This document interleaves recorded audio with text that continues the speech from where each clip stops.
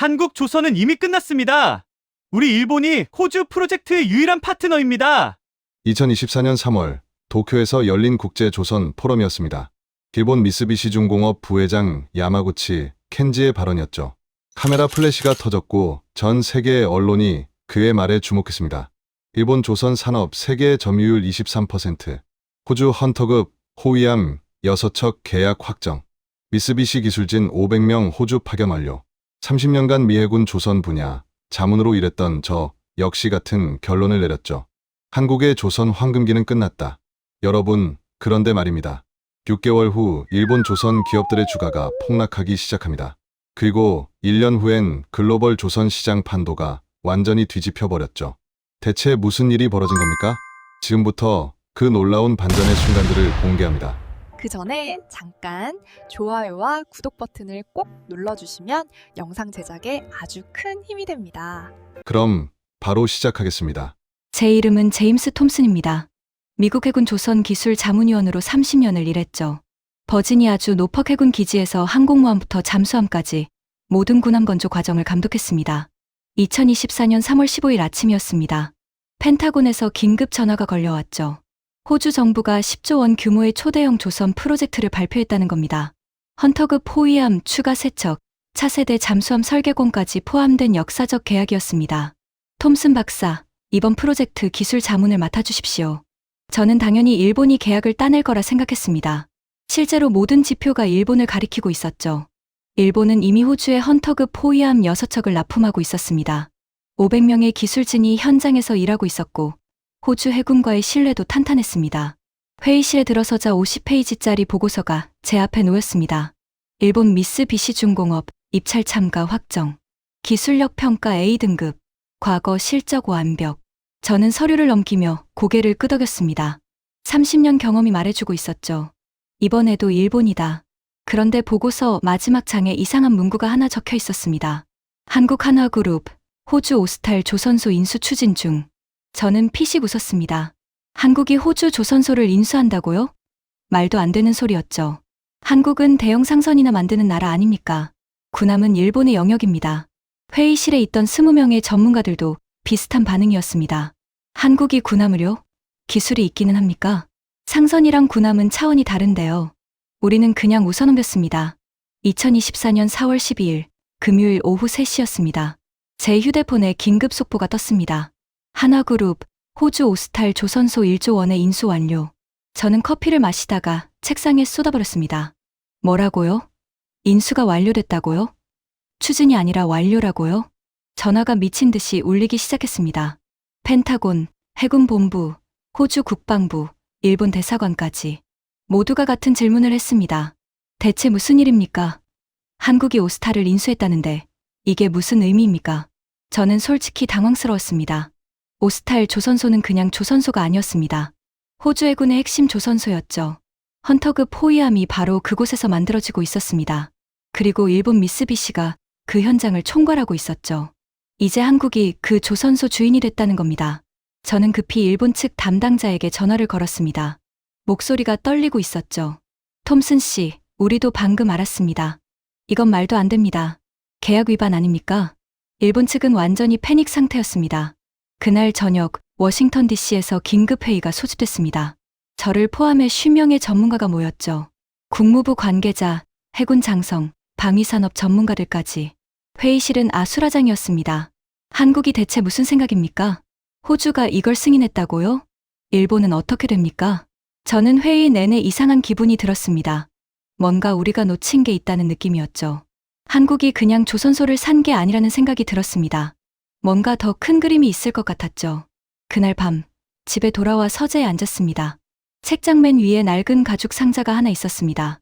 할아버지가 남기신 유품이었죠. 할아버지 윌리엄 톰슨은 한국전쟁에 참전하셨습니다. 1953년 휴전 이후에도 한국에 남아 부산 조선소 재건을 도우셨죠. 5년을 그곳에서 일하셨습니다. 할아버지는 돌아가시기 전에 제게 말씀하셨습니다.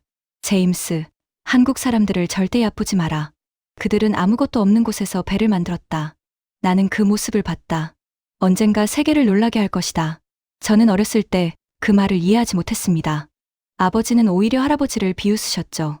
아버지는 일본 조선 기술을 신봉하는 사람이었습니다. 아버지는 감상적이셨어. 조선은 기술이야.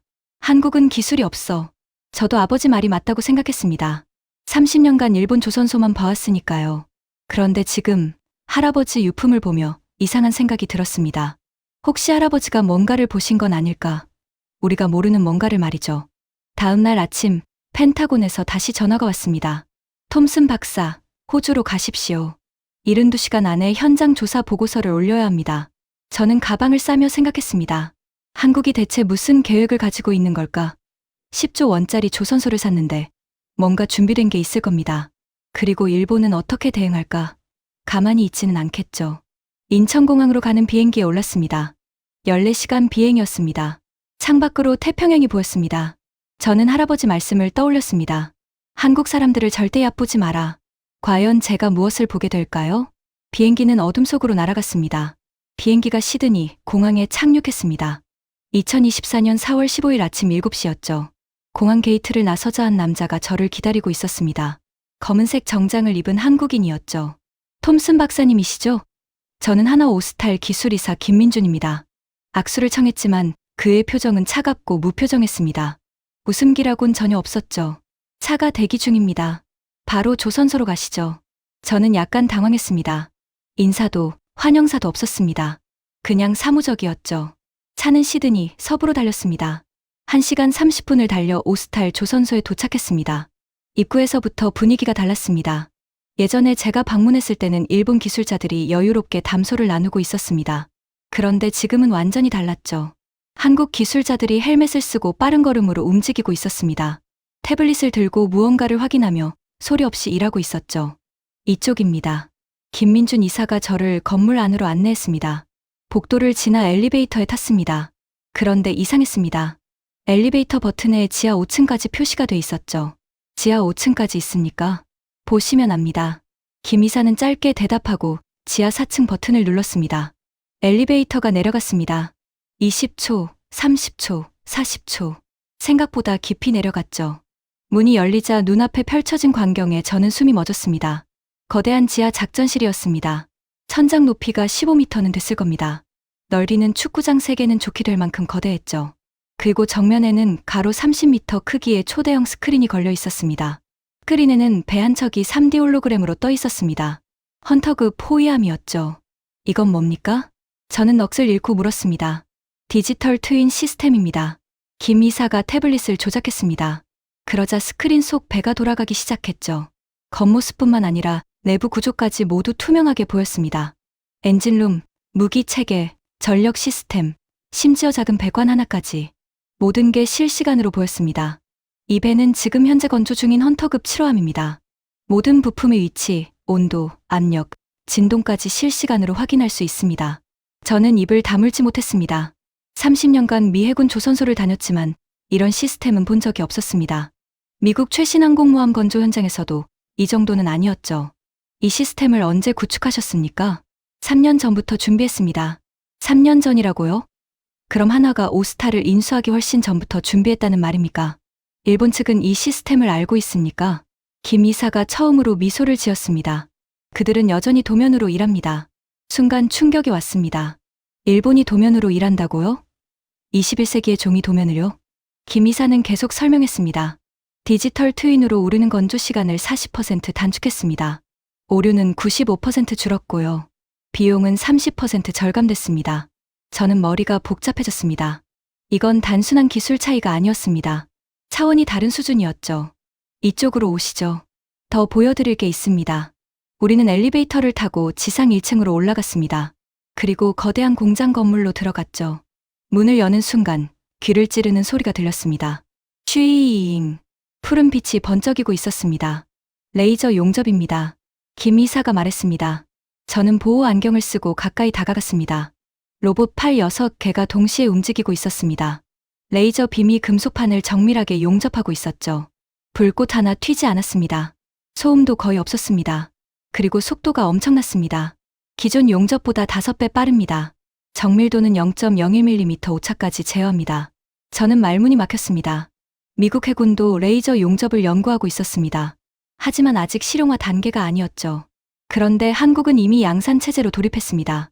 일본은 어떤 방식을 씁니까? 아크 용접입니다. 1980년대 기술이죠. 제 등에서 식은땀이 흘렀습니다. 일본이 1980년대 기술을 쓰고 있다고요? 그동안 우리는 뭘 본 겁니까? 김 이사는 저를 또 다른 공간으로 안내했습니다. 거대한 수조가 있었습니다. 가로 50m, 세로 30m 크기의 실내 수조였죠. 수중 로봇 테스트장입니다. 수조 안에서 로봇 여러 대가 움직이고 있었습니다. 배 밑바닥을 점검하고 용접하고 도색하고 있었죠. 사람이 들어가기 힘든 곳은 로봇이 작업합니다. 안전사고가 제로입니다. 저는 수조를 바라보며 생각했습니다. 이 사람들은 단순히 배를 만드는 게 아니었습니다. 조선의 미래를 만들고 있었죠. 톰슨 박사님, 회의실로 가시죠. 보고 드릴 자료가 있습니다. 우리는 3층 회의실로 올라갔습니다. 회의실 테이블 위에 두꺼운 파일이 놓여 있었습니다. 이게 뭡니까?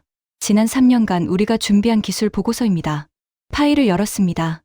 500페이지가 넘었습니다. 첫 페이지에 제목이 보였습니다. 차세대 군함건조 기술 개발 보고서. 2021년부터 2024년. 2021년이라고요? 그럼 하나가 오스탈 인수를 발표하기 3년 전부터 이미 준비했다는 겁니까? 저는 페이지를 넘겼습니다. 디지털 트윈 구축 과정, 레이저 용접 시스템 개발, 수중 로봇 설계, AI 기반 품질 관리 시스템, 모든 게 체계적으로 기록돼 있었습니다. 우리는 호주 프로젝트를 3년 전부터 준비했습니다. 오스탈 인수는 그 계획의 마지막 단계였습니다. 김 이사의 목소리는 차분했습니다. 바로 그 순간이었습니다. 갑자기 회의실 불이 깜빡였습니다. 대형 스크린이 꺼졌다 켜졌다를 반복했죠. 뭡니까? 저는 깜짝 놀라 물었습니다. 김 이사의 얼굴이 굳었습니다. 그가 급히 무전기를 꺼냈습니다. 제어실, 상황 보고하라. 무전기에서 긴박한 목소리가 들렸습니다. 해킹 공격입니다. 디지털 트윈 시스템 메인 서버의 접근 시도가 감지됐습니다. IP 추적 중입니다. 제 등에서 식은땀이 흘렀습니다. 해킹 공격이라고요? 회의실 문이 벌컥 열리며 한국 기술자 3명이 뛰어들어왔습니다. 이사님, 3분 전부터 외부 접속이 47건 감지됐습니다. 방화벽은 어떻게 됐나? 1차 방어선은 뚫렸습니다. 2차 방어 중입니다. 젊은 여성 엔지니어가 노트북을 펼치며 외쳤습니다. 이사님, 이건 랜섬웨어 공격입니다. 3년치 설계 데이터를 암호화하려고 합니다. 3년치 데이터라고요? 그럼 모든 게 사라진다는 겁니까? 미국인 보안 담당자가 다가오며 말했습니다. 김 이사, 지금 서버를 끄십시오. 데이터를 보호해야 합니다. 안 됩니다. 호주 국방부 파견 장교가 반박했습니다. 서버를 끄면 현재 건조 중인 배 8척의 실시간 데이터가 모두 끊깁니다. 현장 작업이 전부 멈춥니다. 회의실이 아수라장이 됐습니다. 저는 김 이사를 바라봤습니다. 그의 이마에 땀이 맺혔지만 목소리는 흔들리지 않았습니다. 서버는 끄지 않는다. 3차 방어 시스템 가동하라. 하지만 이사님, 지금 당장. 그 순간 복도에서 누군가 뛰어오는 소리가 들렸습니다. 70대로 보이는 호주 현장 감독이었습니다. 그의 작업복은 땀으로 젖어 있었죠. 김 이사님, 제발 서버 끄지 마세요. 그가 헐떡이며 말했습니다. 제 아들이 7호함 엔진룸에서 일하고 있습니다. 서버가 끊기면 크레인 제어가 안 됩니다. 20톤짜리 부품이 떨어지면 우리 애가 죽습니다. 그의 목소리가 떨렸습니다. 눈에 눈물이 고였죠. 김 이사가 그의 어깨를 잡았습니다. 끄지 않겠습니다. 약속합니다. 그리고 무전기에 대고 차갑게 말했습니다. AI 역추적 시스템 가동. 공격자 위치 찾아내고 역공격 준비. 젊은 엔지니어가 키보드를 미친 듯이 두드렸습니다. 30초, 1분, 2분. 스크린에 붉은 경고등이 깜빡였습니다. 그리고 갑자기 모든 경고등이 꺼졌습니다. 막았습니다. 여성 엔지니어가 외쳤습니다. 공격자 IP 추적 완료. 도쿄발 공격입니다. 저는 손이 떨렸습니다. 한국은 침묵한 게 아니었습니다. 여유였던 겁니다. 한국은 침묵한 게 아니었습니다. 여유였던 겁니다. 3년간 조용히 준비하고 완벽하게 시스템을 구축한 후 단 한 번의 움직임으로 조선소를 인수했던 겁니다. 일본 측은 이 사실을 알고 있습니까? 그들은 여전히 우리를 상선 회사로 합니다. 저는 창밖을 바라봤습니다. 오스탈 조선소 야드에 헌터급 호위함 3척이 나란히 서 있었습니다. 그 배들은 이제 한국 기술로 완성될 것입니다. 그리고 일본은 아직도 모르고 있습니다. 김 이사가 마지막으로 말했습니다. 박사님, 한 가지만 더 보여드리겠습니다. 그는 태블릿을 꺼내 저에게 보여줬습니다. 화면에 세계 지도가 떠 있었습니다. 그리고 여러 나라에 빨간 점이 찍혀 있었죠. 이 점들이 뭡니까? 한국 조선 기술이 적용된 프로젝트들입니다. 저는 화면을 확대했습니다. 호주, 영국, 폴란드, 노르웨이, 필리핀, 이집트, 사우디아라비아. 전 세계 27개국에 빨간 점이 찍혀 있었습니다. 우리는 이미 세계 곳곳에서 일하고 있습니다. 조용히, 그리고 완벽하게. 저는 그 순간 깨달았습니다. 한국은 혼자 싸우는 게 아니었습니다. 이미 세계와 연결돼 있었죠. 그리고 일본은 여전히 과거의 영광에 취해 있었습니다. 회의실을 나와 복도를 걸으며 생각했습니다. 할아버지가 옳았습니다. 한국을 얕보면 안 됐습니다. 그런데 이제 문제가 생겼습니다. 일본이 이 사실을 알면 어떻게 나올까요? 가만히 있지 않을 겁니다. 제 휴대폰이 울렸습니다. 펜타곤에서 온 메시지였습니다. 일본 정부, 공식 항해 준비 중. 미쓰비시, 법적 대응 검토 중. 긴급 보고 요청. 폭풍이 몰려오고 있었습니다. 그날 저녁 호텔방에서 CNN을 켰습니다. 뉴스 속보가 떴습니다. 일본 정부, 한국의 오스탈 인수 관련 공식 항해 발표. 도쿄 외무성 앞이었습니다. 기자들이 가득했죠. 일본 외무성 대변인이 단상에 올랐습니다. 한국 하나그룹의 오스탈 조선소 인수는 기존 계약을 위반하는 행위입니다. 일본 미쓰비시중공업은 호주와 15년 장기 파트너십을 맺고 있었습니다. 카메라 플래시가 터졌습니다. 우리는 호주 정부의 계약 재검토를 요청했습니다. 또한 한국 측의 부당한 기술 탈취 가능성에 대해 철저한 조사를 요구합니다. 기술 탈취라고요? 저는 화면에 더욱 집중했습니다. 미쓰비시는 3년간 오스탈 조선소에서 헌터급 호위함 기술을 전수했습니다. 한국이 이 기술 정보를 무단으로 획득했을 가능성을 배제할 수 없습니다. 화면이 바뀌었습니다. 미쓰비시중공업 본사 앞이었습니다. 야마구치 부회장이 기자들 앞에 섰죠. 우리는 법적 대응을 준비하고 있습니다. 한국의 오스탈 인수는 명백한 계약 위반입니다. 200페이지 분량의 증거 자료를 이미 호주 법원에 제출했습니다. 200페이지 증거 자료라고요? 저는 침을 삼켰습니다. 다음 날 아침, 더 큰 뉴스가 터졌습니다. 영국 파이낸셜 타임스 일면 헤드라인이었습니다. 한국 조선, 일본 기술 무단 사용 의혹, 국제 분쟁으로 비화. 기사를 읽었습니다. 일본 조선업계 전문가 12명이 공동 성명을 발표했다. 한국 하나의 디지털 트윈 시스템이 미쓰비시 기술과 유사하다는 분석이다. 전문가 12명이요? 저는 노트북을 열고 자료를 검색했습니다. 일본 측은 정말 치밀하게 준비했습니다. 도쿄대학교 조선공학과 교수 3명, 오사카 해양연구소 연구원 5명, 전직 미쓰비시 기술자 4명. 모두 이름 있는 전문가들이었습니다. 그들은 150페이지짜리 기술 분석 보고서를 발표했습니다. 한국의 레이저 용접 기술은 미쓰비시가 2018년 특허 출원한 방식과 87% 유사하다. 87%라고요? 구체적인 숫자까지 제시했습니다. 저는 불안해지기 시작했습니다. 설마 한국이 정말 기술을 훔친 걸까요? 오후에 더 충격적인 뉴스가 나왔습니다. 일본 NHK 보도였습니다. 미쓰비시, 오스탈 조선소 내부 서버 해킹 흔적 발견 주장. 화면에 미쓰비시 IT 보안팀장이 나왔습니다. 2022년 9월부터 2023년 6월까지 총 47회의 비정상적인 접근 기록이 발견됐습니다. IP 주소 추적 결과 한국발 접속이 23건 확인됐습니다. 47회, 23건. 구체적인 숫자들이 쏟아졌습니다. 우리는 이 증거를 호주 연방경찰과 국제형 사경찰기구에 제출했습니다. 국제형 사경찰기구까지요? 제 전화기가 울렸습니다. 펜타곤 국방부 차관이었습니다. 톰슨, 상황이 심각합니다. 일본이 완전히 무장하고 나왔어요. 우리도 압박받고 있습니다. 무슨 압박입니까? 일본 방위성이 우리에게 공식 서한을 보냈습니다. 한국의 기술 탈취를 방치하면 미일 동맹에 균열이 생긴다고요. 미일 동맹 카드까지 꺼냈습니다. 호주는 어떻습니까? 흔들리고 있습니다. 호주 국방부 장관이 기자회견에서 오스탈 인수 재검토 가능성을 언급했어요. 제 머릿속이 복잡해졌습니다. 저는 한국 기술을 직접 봤습니다. 그건 분명 독자 기술이었습니다. 그런데 일본의 공세가 너무 치밀했습니다. 증거 자료, 전문가 증언, 해킹 기록까지. 모든 게 완벽하게 준비돼 있었죠. 그날 밤, 더 큰 뉴스가 터졌습니다. 일본 자민당, 한국 조선 제재법안 발의. 일본 국회였습니다. 자민당 의원 50명이 기자회견을 열었습니다. 한국 조선사가 일본 기술을 무단 사용할 경우 일본 부품 수출을 전면 금지하는 법안을 추진합니다. 부품 수출 금지라고요? 저는 그 의미를 알고 있었습니다. 한국 조선사들은 일본산 정밀 부품을 많이 씁니다. 그게 끊기면 생산에 차질이 생기죠. 다음 날 국제 언론이 일제히 보도하기 시작했습니다. BBC, 한일 조선 전쟁, 호주가 전장이 되다. 로이터 기술 패권 다툼, 아시아 동맹 구조 흔든다. 워싱턴 포스트 미국, 한일 중재 나설 것인가. 전 세계가 이 사건을 주목했습니다. 그런데 이상한 점이 하나 있었습니다. 한국이 전혀 반응하지 않았습니다. 하나그룹도, 한국 정부도 아무런 공식 입장을 내지 않았죠. 저는 김민준 이사에게 전화를 걸었습니다. 지금 상황을 보고 계십니까? 대응하지 않으십니까? 김 이사의 목소리는 여전히 차분했습니다. 지켜보고 있습니다. 지켜본다고요? 일본이 전면전을 선포했는데요.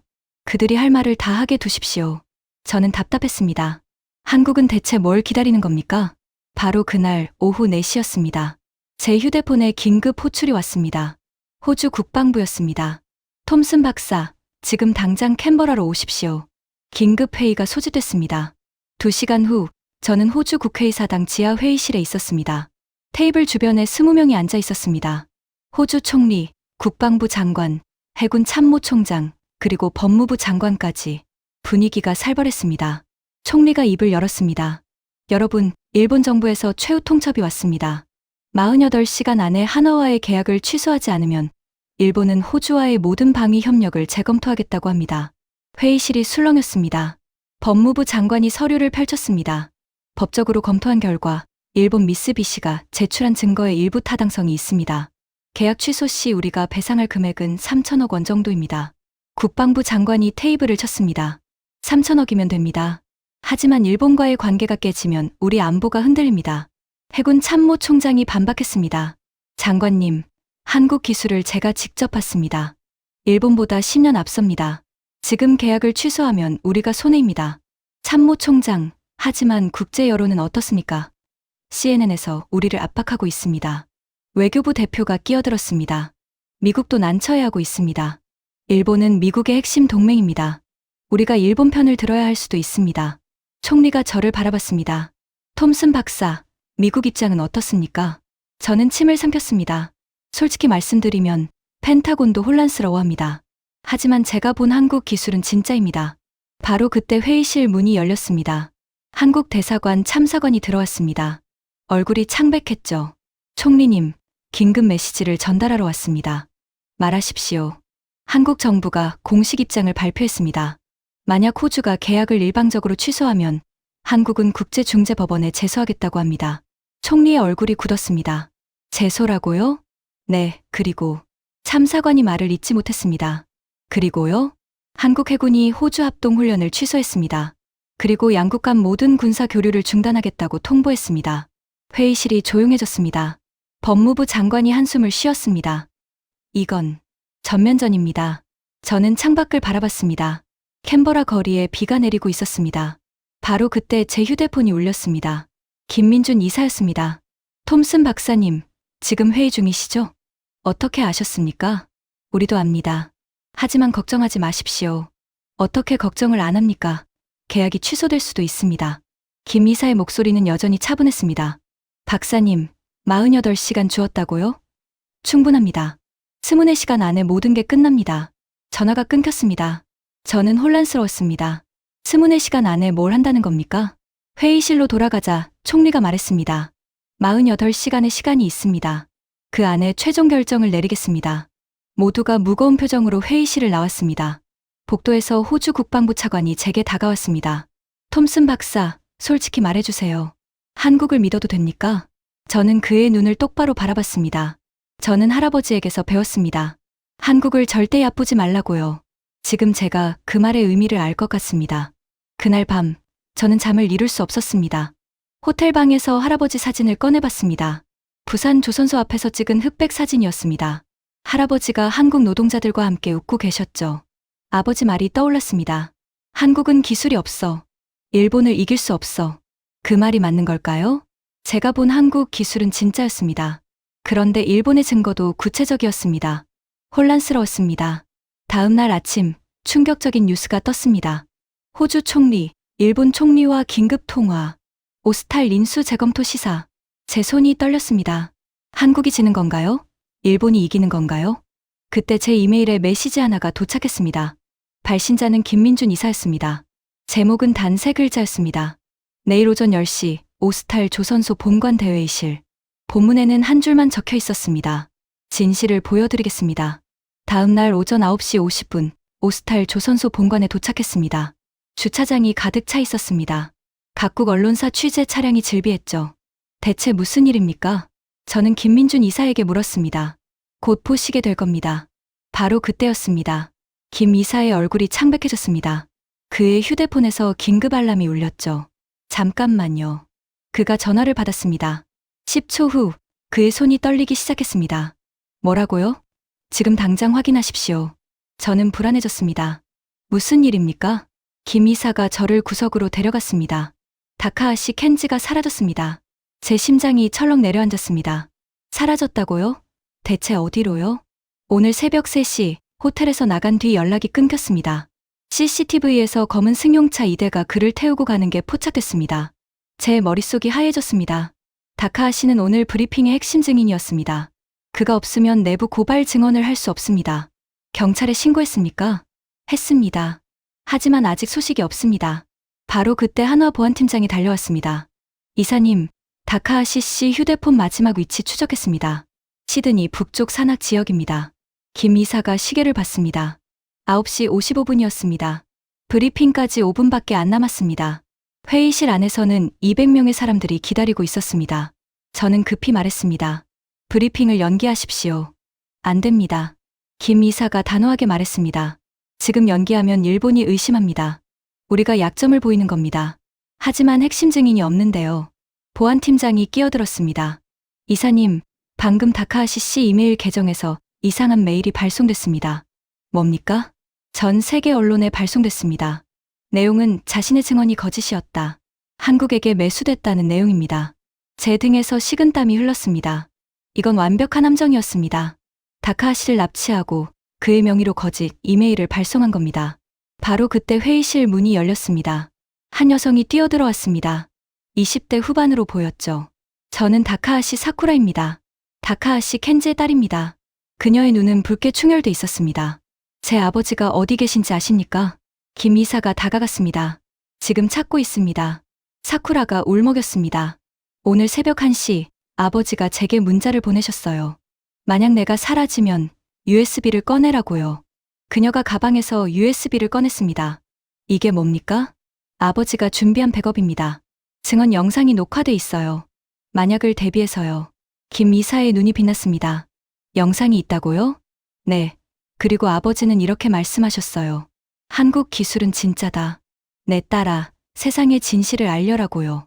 사쿠라의 눈에서 눈물이 흘렀습니다. 제발 이 영상을 틀어주세요. 아버지의 목소리를 세상이 들어야 합니다. 저는 사쿠라를 바라봤습니다. 그녀는 떨고 있었지만 눈빛만은 강했습니다. 김 이사가 그녀의 손을 잡았습니다. 반드시 보여드리겠습니다. 그리고 아버님을 찾아내겠습니다.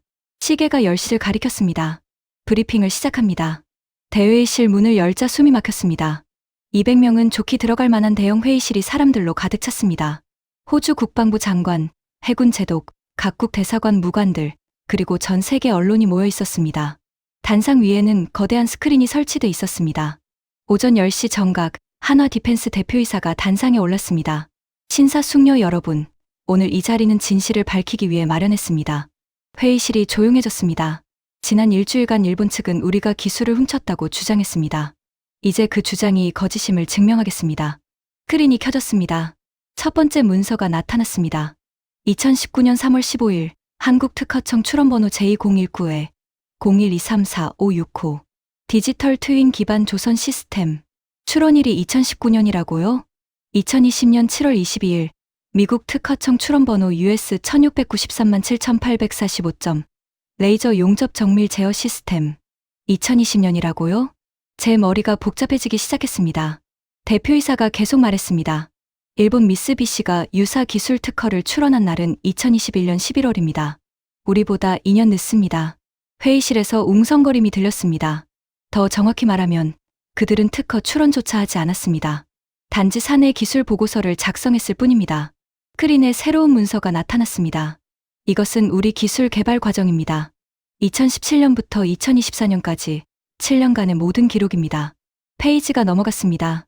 2017년 1월 디지털 트윈 연구 착수. 연구원 120명 투입.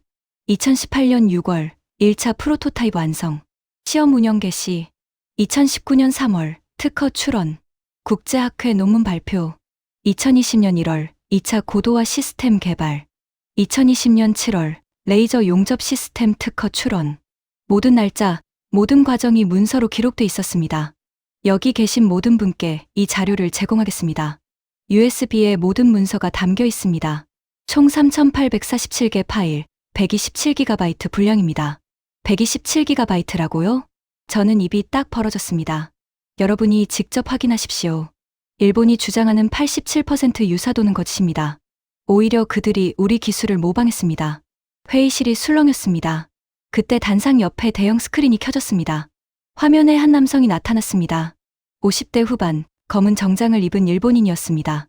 이분을 소개합니다. 전 미쓰비시중공업 수석 엔지니어 다카하시 켄지입니다. 순간 회의실이 폭발했습니다. 기자들이 일제히 카메라를 들이댔습니다. 플래시가 터졌습니다. 하나 대표이사가 설명했습니다. 다카하시 씨는 오늘 새벽 실종됐습니다. 하지만 만약을 대비해 증언 영상을 미리 녹화해두셨습니다. 영상 속 다카하시가 말하기 시작했습니다. 제 이름은 다카하시 켄지입니다. 미쓰비시에서 28년간 일했습니다. 영상 속 그의 목소리가 떨렸습니다. 저는 오늘 진실을 말하러 왔습니다. 더 이상 거짓말을 할 수 없습니다. 회의실이 조용해졌습니다. 2019년 가을, 미쓰비시 경영진은 한국 한화가 새로운 조선 기술을 개발했다는 정보를 입수했습니다. 저는 그 기술을 분석하라는 지시를 받았죠. 영상 속 그가 잠시 숨을 고르고 계속 말했습니다. 한국의 디지털 트윈 시스템을 보는 순간 충격을 받았습니다. 우리보다 5년은 앞서 있었습니다. 경영진에게 보고했죠. 우리는 따라잡을 수 없다고요. 그런데 경영진의 반응은 달랐습니다. 그들은 저에게 말했습니다. 한국이 우리 기술을 훔친 것처럼 보이게 만들라고요. 저는 숨이 막혔습니다. 저는 거부했습니다. 그러자 저를 프로젝트에서 배제했습니다. 그리고 다른 팀이 거짓 보고서를 작성했죠. 그 보고서가 바로 지난주 발표된 87% 유사도 분석입니다. 그건 조작입니다. 회의실이 아수라장이 됐습니다. 영상이 계속됐습니다. 저는 엔지니어입니다. 기술자로서 양심이 있습니다. 거짓으로 한국 기술을 훼손하는 걸 더 이상 볼 수 없었습니다. 화면 속 그의 눈시울이 붉어졌습니다. 그리고 제 딸이 한국에서 유학 중입니다. 딸이 제게 물었습니다. 아빠, 한국 친구들이 울고 있어요. 우리가 정말 기술을 훔쳤나요?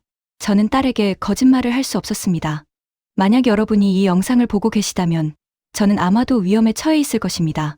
하지만 진실은 반드시 밝혀져야 합니다. 영상이 끝났습니다. 회의실이 조용해졌습니다. 바로 그때 뒷문이 열렸습니다. 사쿠라가 들어왔습니다. 그녀가 단상으로 걸어갔죠. 저는 다카하시 켄지의 딸입니다. 그녀의 목소리는 떨렸지만 강했습니다. 제 아버지는 지금 어디선가 납치돼 있습니다. 하지만 아버지는 이미 알고 계셨습니다. 진실을 말하면 위험할 거라는 걸요. 그래도 아버지는 증언하셨습니다. 왜냐하면 진실이 더 중요하니까요. 사쿠라가 회의실을 둘러봤습니다. 여러분, 제발 제 아버지를 찾아주세요. 그리고 아버지의 용기를 헛되이 하지 말아주세요. 회의실에서 박수가 터져나왔습니다. 저는 자리에서 일어나 박수를 쳤습니다. 하나 대표이사가 다시 마이크를 잡았습니다. 여러분, 이제 더 결정적인 증거를 보여드리겠습니다. 스크린이 바뀌었습니다. 2018년 독일 함부르크 국제조선기술학회, 한국조선공학회가 디지털 트윈 기술을 발표했습니다. 학회 장면이 나왔습니다. 한국 교수가 발표하고 있었죠. 이 학회에 전 세계 조선 전문가 450명이 참석했습니다. 일본 미쓰비시 연구원 12명도 참석했습니다. 참석자 명단이 스크린에 떴습니다. 미쓰비시 소속 이름들이 보였습니다. 그들은 이미 2018년에 우리 기술을 알고 있었습니다. 그런데 2024년에 와서 기술 도용이라고 주장합니다. 이게 말이 됩니까? 저는 고개를 저었습니다. 말이 안 됐습니다. 완전히 앞뒤가 맞지 않았죠. 더 있습니다. 새로운 문서가 나타났습니다.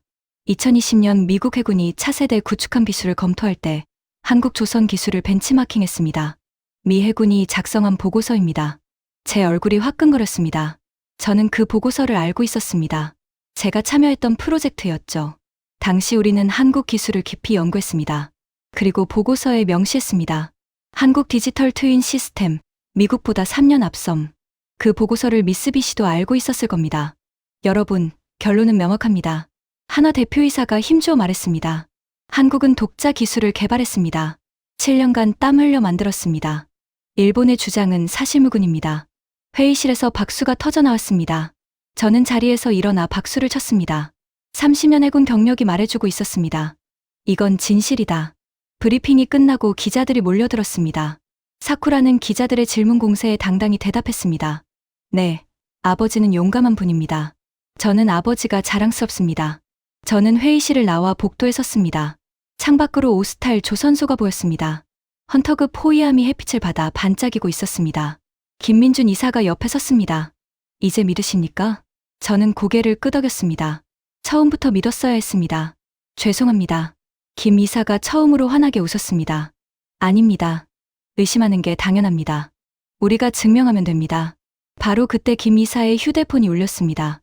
네, 찾았습니까? 어디입니까? 그의 얼굴이 밝아졌습니다. 알겠습니다. 바로 갑니다. 김 이사가 저와 사쿠라를 바라봤습니다. 다카하시 씨를 찾았습니다. 시드니 북쪽 산속 창고에 있다고 합니다. 호주 경찰이 구출 작전을 진행 중입니다. 사쿠라의 눈에서 눈물이 쏟아졌습니다. 아버지가 살아 계신가요? 네, 무사하십니다. 2시간 후 시드니 병원 앞이었습니다. 앰뷸런스가 도착했습니다. 들것에 누운 다카하시가 내려왔습니다. 얼굴에 멍이 들어 있었지만 눈은 또렷했습니다. 아버지, 사쿠라가 달려갔습니다. 다카하시가 딸의 손을 잡았습니다. 미안하다, 사쿠라. 걱정시켰구나. 아버지, 영상이 전 세계로 방송됐어요. 모두가 아버지 증언을 들었어요. 다카하시의 눈에서 눈물이 흘렀습니다. 그래, 다행이구나. 김 이사가 다가갔습니다. 다카하시 씨, 용기에 감사드립니다. 다카하시가 고개를 저었습니다. 아닙니다. 너무 늦었습니다. 진작 말했어야 했는데. 저는 그의 어깨를 두드렸습니다. 당신은 용기 있는 사람입니다. 제 휴대폰이 울렸습니다. 백악관에서 온 긴급 메시지였습니다. 미국 대통령, 한국 기술 지지 성명 발표 예정. 드디어 미국이 움직이기 시작했습니다. 그날 오후 3시 백악관 브리핑룸이었습니다. CNN이 생중계를 시작했습니다. 미국 대통령이 단상에 올랐습니다. 오늘 저는 호주 조선 프로젝트 관련 미국 정부의 입장을 밝히고자 합니다. 전 세계가 숨을 죽이고 지켜봤습니다. 지난 2주간 국방부와 국무부가 철저히 조사했습니다. 결론은 명확합니다. 대통령이 카메라를 정면으로 응시했습니다. 대한민국 하나그룹의 조선 기술은 독자 개발된 것입니다. 일본 측 주장은 근거가 없습니다. 순간 회의실이 술렁였습니다. 미국은 한국의 오스탈 조선소 인수를 전폭 지지합니다. 이는 자유시장 경제 원칙에 부합하며 동맹국 간 협력을 강화하는 일입니다. 대통령이 힘주어 말했습니다. 미국 해군은 향후 한국 조선 기술과의 협력을 확대할 것입니다. 한국은 우리의 핵심 파트너입니다. 저는 호텔방에서 TV를 보며 주먹을 불끈 쥐었습니다. 미국이 한국 손을 들어준 겁니다. 화면이 바뀌었습니다. 도쿄 증권거래소였습니다. 미쓰비시중공업 주가가 실시간으로 떨어지고 있었습니다. 오전 시가 5,420엔에서 시작해 3시간 만에 4,280엔까지 추락했습니다. 21% 폭락이었습니다. 미쓰비시중공업 시가총액 8조 엔 증발.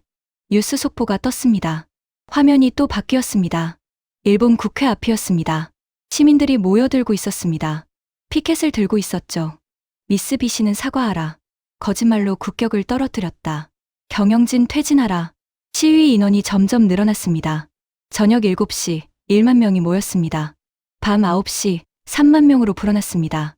다음 날 아침 10만 명이 도쿄 거리를 메웠습니다. 일본 사회가 들끓기 시작했습니다. 그날 저녁 NHK 긴급 생방송이 시작됐습니다. 미쓰비시중공업 본사 대회의실이었습니다. 야마구치 켄지 부회장이 단상에 올랐습니다. 그의 얼굴은 창백했습니다. 국민 여러분께 사과드립니다. 그가 깊이 고개를 숙였습니다. 한국 하나그룹에 대한 우리의 주장은 사실이 아니었습니다. 철저히 검증하지 못한 채 성급하게 발표했습니다. 기자들의 플래시가 터졌습니다. 저는 오늘 부회장직에서 사임합니다. 모든 책임을 지겠습니다. 그가 다시 고개를 숙였습니다. 90도로 허리를 굽혔죠. 10초, 20초, 30초.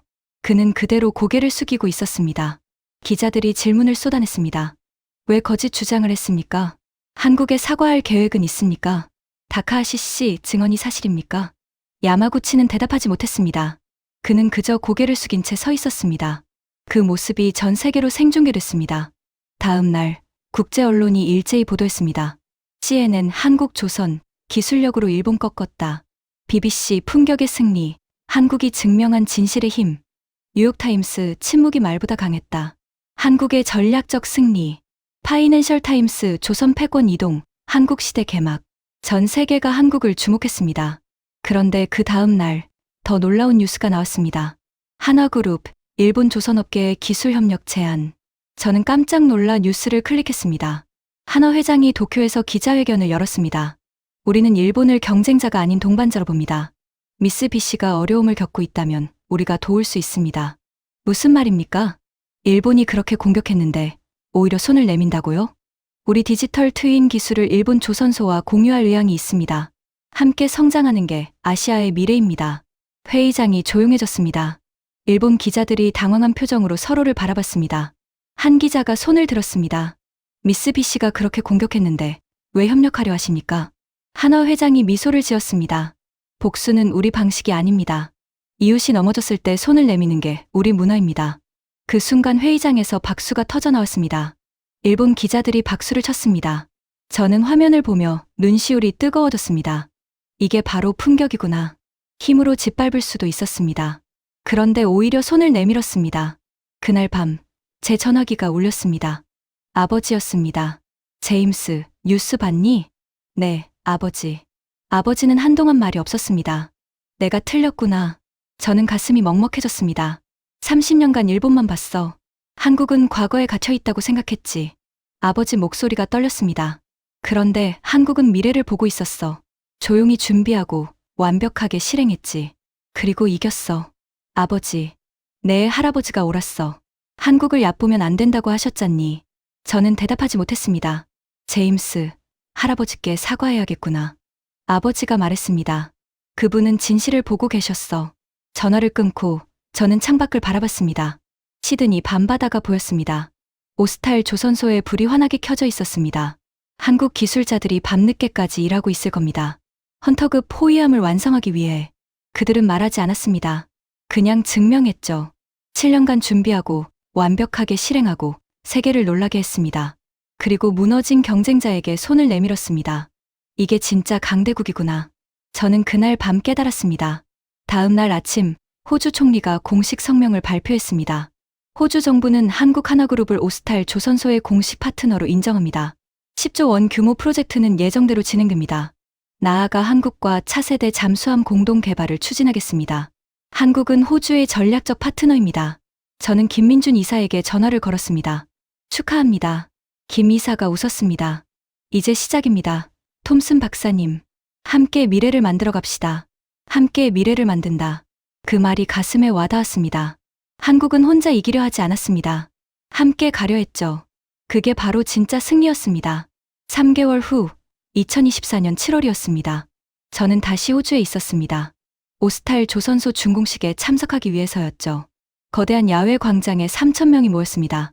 호주 총리, 국방부 장관, 한국 대통령, 미국 국방장관까지 세계 주요 인사들이 모두 왔습니다. 무대 위에 헌터급 포위함 모형이 세워져 있었습니다. 호주 총리가 마이크를 잡았습니다. 오늘은 역사적인 날입니다. 호주와 한국이 함께 미래를 열어갑니다. 박수가 터져 나왔습니다. 한국 한화그룹은 기술과 품격으로 우리에게 새로운 가능성을 보여줬습니다. 우리는 자랑스럽게 한국을 파트너로 선택합니다. 한국 대통령이 단상에 올랐습니다. 호주 국민 여러분, 감사합니다. 우리는 약속을 지키는 나라입니다. 말이 아니라 행동으로 증명하는 나라입니다. 지난 7년간 우리 기술자들은 밤낮 없이 일했습니다. 오늘 이 자리가 있기까지 수천 명이 땀 흘렸습니다. 대통령이 고개를 숙였습니다. 그들에게 감사드립니다. 회장 전체가 기립 박수를 보냈습니다. 저도 자리에서 일어나 박수를 쳤습니다. 눈시울이 뜨거워졌습니다. 행사가 끝나고 조선소 투어가 시작됐습니다. 헌터급 포위함 8호함이 완성돼 있었습니다. 거대한 배가 햇빛을 받아 빛나고 있었죠. 톰슨 박사님, 올라가 보시겠습니까? 김민준 이사가 물었습니다. 물론입니다. 우리는 갑판에 올랐습니다. 배 위에서 바라본 바다는 푸르고 넓었습니다. 이 배는 3개월 후 호주 해군에 인도됩니다. 50년간 이 나라를 지킬 겁니다. 김 이사가 말했습니다. 저는 배 난간을 쓰다듬었습니다. 차갑고 단단한 금속이 손에 닿았습니다. 할아버지가 만지셨던 배도 이랬을까요? 저는 중얼거렸습니다. 할아버지요? 네. 제 할아버지가 1953년 부산 조선소에서 일하셨습니다. 그분은 한국 사람들과 함께 배를 만드셨죠. 김 이사가 고개를 끄덕였습니다. 그 배들이 지금 우리를 있게 했습니다. 할아버지께 감사드립니다. 저는 가슴이 벅찼습니다. 그날 저녁 호텔 방으로 돌아왔습니다. 책상에 앉아 편지를 썼습니다. 할아버지께 드리는 편지였습니다. 할아버지, 톰슨입니다. 오늘 저는 호주에서 한국이 만든 군함을 봤습니다. 할아버지가 보셨던 그 나라가 이제 세계를 놀라게 하고 있습니다. 70년 전 할아버지는 폐허에서 배를 만들었습니다. 아무것도 없는 곳에서 시작했죠.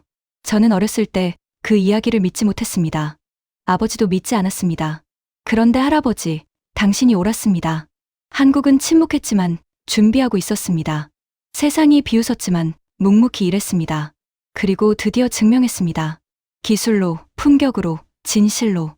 할아버지가 그 씨앗을 뿌렸습니다. 70년이 걸렸지만 그 씨앗이 거대한 나무가 됐습니다. 이제 저도 압니다.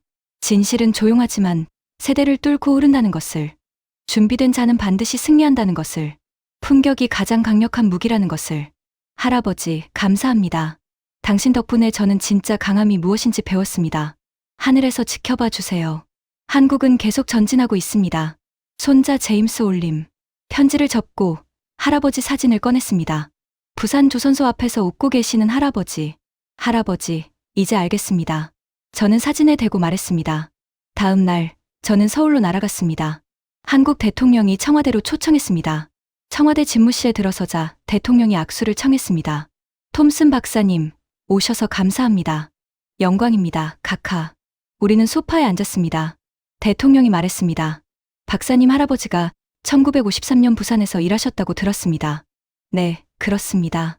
우리는 기억합니다. 그분 같은 분들이 우리를 도와주셨다는 걸 절대 잊지 않습니다. 대통령이 서류 하나를 꺼냈습니다. 할아버지께 감사패를 드리고 싶습니다. 비록 늦었지만요. 제 눈에서 눈물이 흘렀습니다. 감사합니다, 카카. 대통령이 계속 말했습니다. 우리는 증명하는 나라입니다. 말이 아니라 행동으로. 70년이 걸렸지만 결국 해냈습니다. 앞으로도 계속 그럴 겁니다. 조용히, 그리고 완벽하게. 저는 고개를 끄덕였습니다. 그날 밤 남산타워에 올랐습니다. 서울 야경이 한눈에 보였습니다. 수백만 개의 불빛이 반짝이고 있었습니다. 70년 전 이 도시는 폐허였습니다. 지금은 세계에서 가장 아름다운 도시 중 하나입니다. 제 휴대폰이 울렸습니다. 아버지에게서 온 메시지였습니다. 제임스, 내일 할아버지 묘소에 갈 거야. 함께 가지 않겠니? 저는 답장을 보냈습니다. 가겠습니다, 아버지. 할아버지께 할 말이 많습니다. 다음 날 아침, 미국으로 돌아가는 비행기에 올랐습니다. 창밖으로 서울이 보였습니다. 저는 중얼거렸습니다. 할아버지, 당신이 옳았습니다. 한국은 세계를 놀라게 했습니다. 비행기가 구름 속으로 들어갔습니다. 저는 눈을 감았습니다. 가슴속에서 따뜻한 무언가가 흘렀습니다. 진실은 조용하지만 세대를 뚫고 흐릅니다. 준비된 자는 반드시 승리합니다. 품격이 가장 강력한 무기입니다. 한국이 증명했습니다. 여러분, 오늘 이야기 어떠셨습니까? 미국 출신 해군 조선 전문가 제임스 톰슨이 30년 경력을 통해 마주한 호주 10조 조선 프로젝트의 진실이었습니다.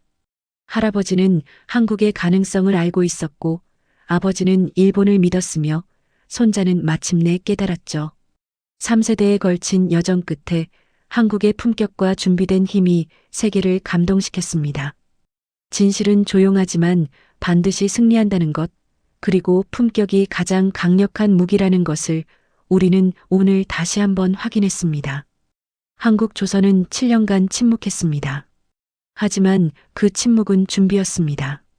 디지털 트윈, 레이저 용접, AI 품질 관리. 세계가 비웃을 때 한국은 미래를 만들고 있었습니다.